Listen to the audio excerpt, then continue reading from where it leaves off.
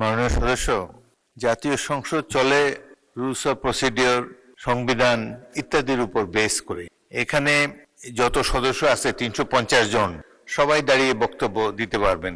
এরা সবাই নির্বাচন করে আসছে, কেউ সরাসরি কেউ পরোক্ষভাবে নির্বাচিত হয়ে আসছে। বক্তৃতাতে সবাই সমান পারদর্শী। আর সমস্যা তো অন্তহীন বাংলাদেশের। তার মধ্যেই যেহেতু একটা আইন কানুনের মধ্যে সংসদ চলে, সেই জন্য রুলস অফ প্রসিডিওর অনুসারে নির্ধারিত করা আছে।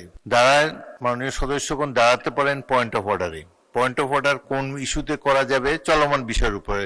মুজিবুর রহমান সাহেব যেটা বলেছেন সেটা ভ্যালিড। তিনি দেখেছেন যে আমি মাথা ঝুঁকিয়ে সম্মান প্রদর্শন করেছি, এটা ওনার পছন্দ হয় নাই, সংসদের রীতির খেলাপ বলে তিনি মনে করেছেন, সেজন্য তিনি রেজ করেছেন, ভ্যালিড পয়েন্ট অফ অর্ডার।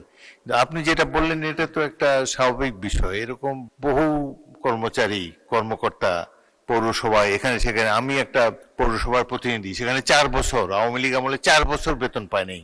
4টা বছর পৌরসভার কর্মচারীরা বিনা পয়সায় কাজ করে যাচ্ছে। সুতরাং দুঃখ দুর্দশা ভরা বাংলাদেশ।